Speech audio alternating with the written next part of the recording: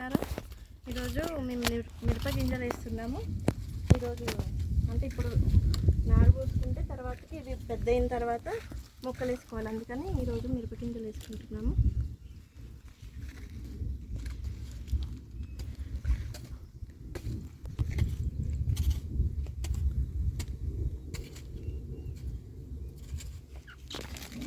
ఇవి ఎమరాల్డ్స్లో తెచ్చామండి. ఇవి నాటు గింజలు మనకి బయట దొరకవు, ఓన్లీ ఎమరాల్డ్స్లోనే దొరుకుతాయి.